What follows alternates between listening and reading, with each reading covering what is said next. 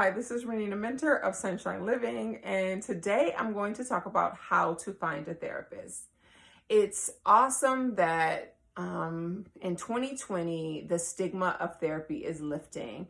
You have so many celebrities talking about the fact that they go to therapy and that, sort of normalizing mental health. Lady Gaga just did an interview with Oprah, and you have LeBron James doing a collaboration with the Calm app. And it's just exciting to see that people are finally open to therapy and that it isn't this thing where only crazy people go to therapy, or if you go to therapy, it means something's wrong with you. Ultimately, we all have our challenges. We're all human, and therapy really just is about trying to feel better, and trying to get back to what your normal is after life's challenges. And we all know that life has challenges. So today I'm going to talk about how to find a therapist. So number one is to go through your medical insurance. If you have medical insurance, it's best to use them because the price of therapy can be pretty high, and you want to share that cost with your medical insurance. They will a lot of times have a copay, but it's significantly less than it will cost if you were paying out of pocket. So number one is to go through your insurance. With your insurance, you will typically, either go online to their website, or you will dial a 1-800 number, and you will choose a therapist in your neighborhood or in your area, near your home or near work. So that's number one. Number two is to use websites. Probably one of the better websites to use to find a therapist is a website called Psychology Today. And with Psychology Today, it lists therapists in your local area. So you would just put in a zip code in the area that you would want to see a therapist in.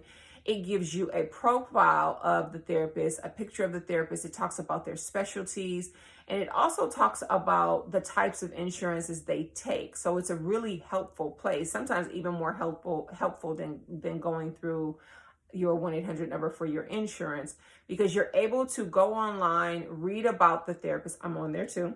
Read about the therapist and get an idea of what their specialties are and the type of therapy they do. So you get and you get to see their pictures. So you get an impression of, could this be a good fit? Because we know that the therapeutic relationship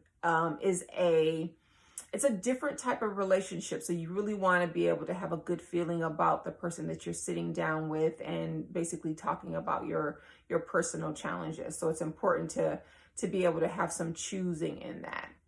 Another way is to go through an EAP. Not everybody has medical insurance, but many companies, even if you are part-time or even if that company doesn't provide medical insurance, they will often have an employee assistance program.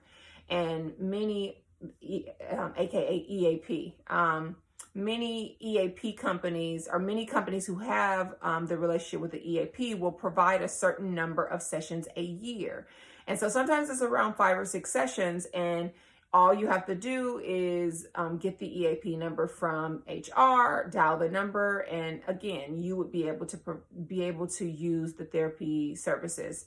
Sometimes those therapy services can be over the phone, they can be in person, or they can be on the phone, in person, or they can be near your home or near your work. So that's also a really great resource for starting therapy.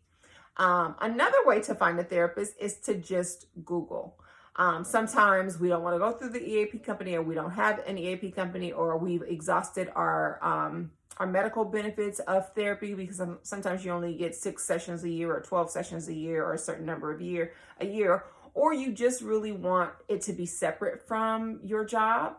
And so if you Google community mental health, or if you Google mental health services in your area, what you'll find is a list of places that will allow you to either pay at a lower cost than doing a private paid therapist, or you will find a list of places that do it low cost or sliding scale. And sliding scale is it'll be based on your income.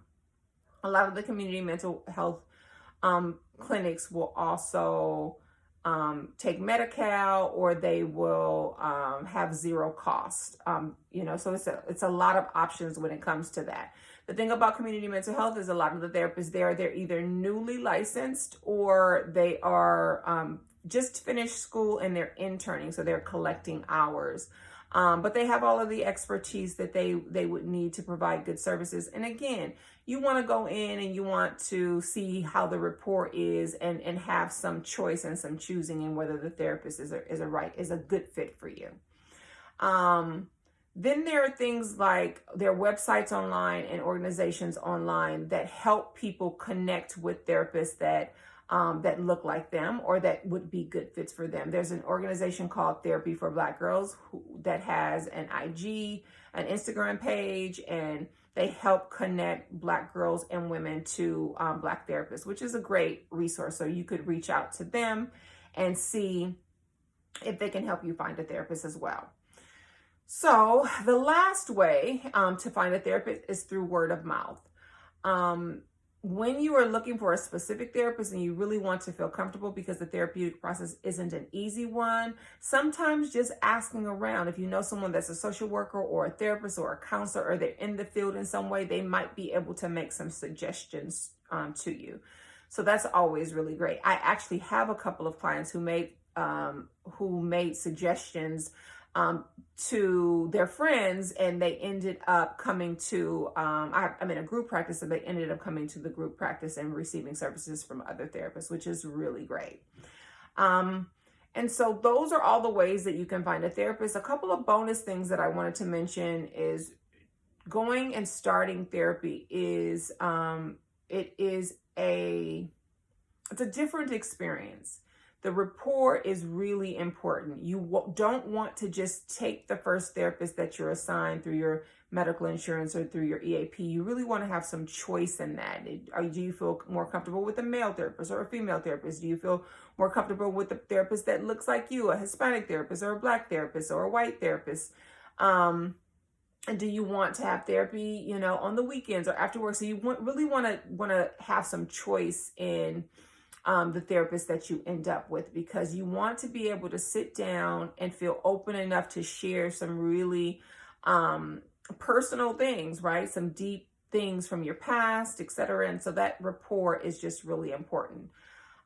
So the other thing that I wanted to share is that many of us will wait until the last minute before we go to a therapist. We're like, we're fine, I'm fine.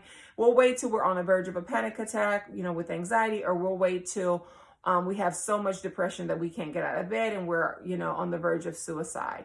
And so because I know that I always want to include the suicide prevention hotline. It's a national suicide prevention hotline that I think everyone should have this hotline in their phone somewhere, so that even if they don't need it, they would be able to share it with someone else.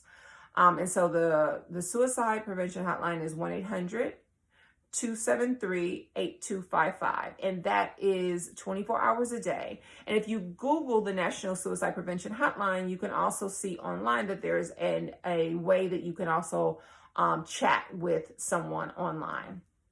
Suicide is a serious thing, and a lot of people don't realize the people in our lives, because we don't often share about our mental health challenges, people are struggling. So it's just important to have that number. Thank you for making it to the end of the video. If you can think of any other ways that you maybe have found a therapist that I didn't mention, or any tips about sort of navigating the process of finding a great therapist, include those in the comments below.